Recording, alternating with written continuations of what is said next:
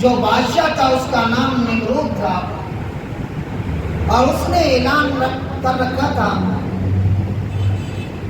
کہ نجوم نے آ کر مجھے خبر دی ہے کہ اب اس سال جو بچہ پیدا ہوگا وہ اپنی آپ کی مسند حکومت کے لیے خطرناک ہوگا، لہذا اعلان کر دیا کہ جس کے گھر میں جو بچہ پیدا ہو فوراً اس کو قتل کر۔ ماں ہوتی ہیں، کوئی بھی ماں نہیں چاہتی کہ میرا بچہ میرے سامنے ذبح ہو یا پوشیدہ ذبح ہو۔ حالانکہ حدیث کے اندر آتا ہے کہ جب بچہ پیدا ہونے کا وقت آتا ہے تو عورت موت اور زندگی کے کشمکش کے اندر ہوتی ہے، اتنی تکلیف میں ہوتی ہے کہ آیا کہ جان نکل رہی ہے یا بچ رہی ہے، لیکن اس کے باوجود اتنی تکلیف اٹھانے کے باوجود جب بچہ پیدا ہو جاتا ہے تو اسے کہتے ہیں کہ آپ کا بیٹا پیدا ہوا، تو اس خوشی کے عالم میں وہ اپنا درد اور تکلیف بھول جاتی ہے۔ یہ اللہ کا ایک نظام، فطری محبت ہے۔ تو حضرت ابراہیم علیہ السلام کی والدہ ماجدہ نے جب بچہ پیدا ہونے کا وقت آیا تو ایک غار کے اندر چلی گئی، وہاں بچے کو جنم دیا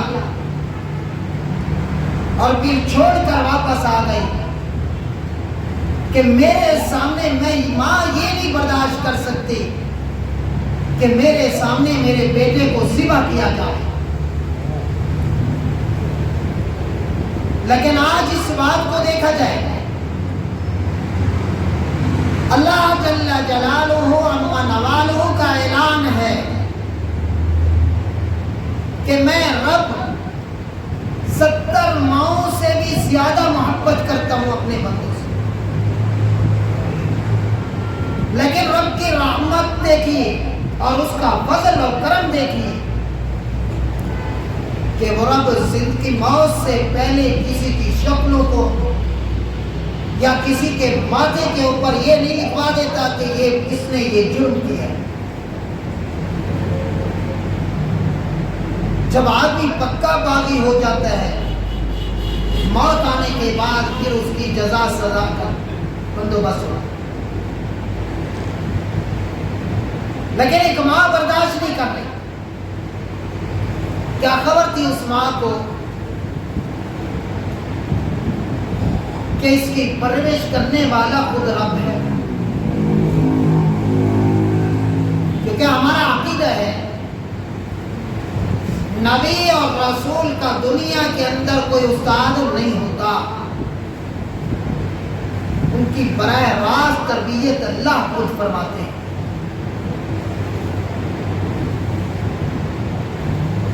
اب بچے کو بھوک بھی لگے گی، پیاس بھی لگے گی، کیونکہ دنیا کے اندر آ گیا ہے، بشر ہے، نور نہیں ہے۔ کیا ہے؟ بشر کیا ہے؟ بشر، بشری تقاضا ہے، کھائے گا پیے گا زندہ رہے گا ورنہ نہیں رہے گا، کیونکہ اللہ کا نظام ہے۔ اب اس کو کھانے کی بھی ضرورت ہے، پینے کی بھی ضرورت ہے، تو اللہ جل جلالہ نے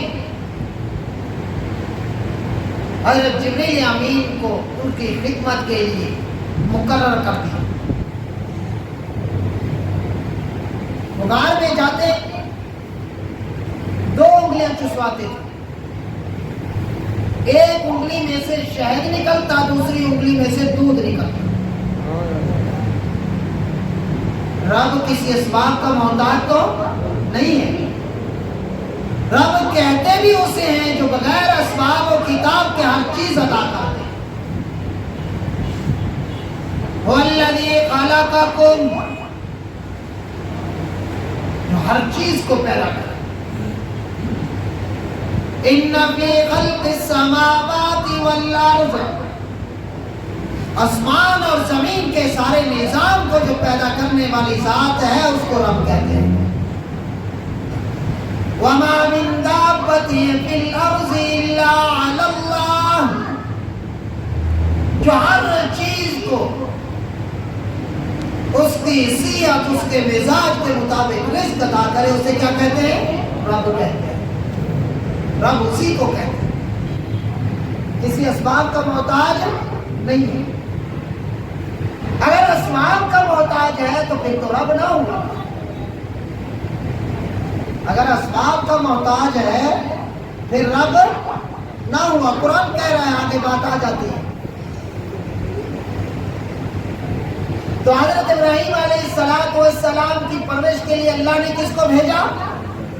جبریل امین کو. اب ماں کی ضرورت رہی نہیں رہی. اب ماں کے دل کے اندر محبت کون سی ذات ہے ڈالنے والی؟ اللہ کی ذات ہے. یا ابن آدم جعلت لک فی بطن امک قرارا، حدیث قدسی ہے، لمبی حدیث ہے. اے ابن آدم کے بیٹے، تو اللہ عنہ میں کیا فرماتا کہ میں نے آپ کے لیے دو مہربان دل پیدا کیے. کون سے؟ اماں اور ابا. ان کے دل کے اندر میں نے محبت ڈال دی ہے. یہ کون ہے ذات؟ اللہ کی ذات. تو حضرت ابراہیم علیہ السلام کی والدہ آتی، آ کر دیکھ کر جاتی دوسرے تیسرے، بچہ تو ٹھیک ٹھاک ہے، کہا کوئی ہے بھی صحیح اس کو پاتا. وقت گزرتا گیا، بچپنا آ گیا. اب بچپن کی حالت میں جیسے تھوڑا ہوش سنبھالا تو حضرت ابراہیم علیہ السلام نے اپنے والد سے کہا، وَإِذْ قَالَ إِبْرَاهِيمُ لِأَبِيهِ آزَرَ. حضرت ابراہیم علیہ السلام نے کہا کس سے؟ لِأَبِيهِ آزَرَ، اپنے باپ آزر کو، أَتَتَّخِذُ أَصْنَامًا آلِهَةً، کیا تم کن بتوں کی پوجا کرتے ہو؟ تمہارا الہ کون ہے؟ تمہارا الہ اتتخذ کا لغوی معنی بنتا ہے پکڑنا. اخذ یاخذ، پکڑنا. اخذ یاخذ، پکڑنا. اب اس کا لغوی معنی یہی ہے کہ پکڑنا. تو اس سے بھی یہی بات ہے کہ اللہ کی رسی کو مضبوطی سے پکڑنا. اعتقاد اسی کو کہتے ہیں نا، عقیدہ اسی کی نام. عقیدہ کہ اللہ کی ذات میں ہو، مضبوطی سے اللہ کی رسی کو پکڑنا. پھر اس کے آگے باتیں ہیں. جو پیغمبر آیا پھر اللہ نے فرمایا کہ اس کی رسی کو بھی پکڑو. اطیعوا اللہ و اطیعوا الرسول. بلکہ ایک اور آیا، اللہ فرماتے ہیں جو میرا محبوب کہے اسے کیا کرو؟ پکڑ لو. ما آتاکم الرسول فخذوہ، اسے کیا کرو؟ پکڑ لو، سینے سے لگا لو، تھام لو مضبوطی سے. وما نہاکم عنہ فانتہوا، جس چیز سے روکے اسے کیا کر دو؟ چھوڑ دو، ترک کرو. اب یہی ہے کہ اللہ کی رسی کو مضبوطی سے پکڑنا، تھامنا. تو اللہ نے کیا فرمایا؟ وَإِذْ قَالَ إِبْرَاهِيمُ لِأَبِيهِ آزَرَ أَتَتَّخِذُ أَصْنَامًا آلِهَةً، کہ ابراہیم نے اپنے ابا سے کہا کہ تم کس کی عبادت کرتے ہو؟ تمہارا الہ کون ہے؟ پھر فرمایا انی اراک وقومک فی ضلال مبین. تو یہاں بات ذرا الگ ہے. اور بات بھی سمجھنے کی ہے، توجہ میری طرف کرنا۔ انی اراکا، میں آپ کو، اراکا کاف ضمیر ایک کے لیے بولی جاتی ہے، کم نہیں ہے یہاں۔ انی اراکا، اے ابا جان تجھے میں کیا دیکھتا ہوں؟ میں دیکھتا ہوں تجھے وقومک اور تمہاری قوم کو بھی فی ضلال مبین، واضح طور پر کھلی طور پر گمراہی کے اندر۔ آج میں اور آپ اپنی قوم کو کہہ سکتے ہیں، ہماری تو اتنی ضرورت نہیں ہو رہی کہ ہمارا والد جہنم کی طرف جا رہا ہے، نماز نہیں پڑھتا تو جہنم کی طرف جا رہا ہے نا، کیونکہ اللہ کا قانون بنا ہوا، اللہ کا قانون ہے، اللہ کی مدد اور نصرت نمازی کے ساتھ ہے، بے نمازی کے ساتھ نہیں ہے، اللہ کا قانون ہے۔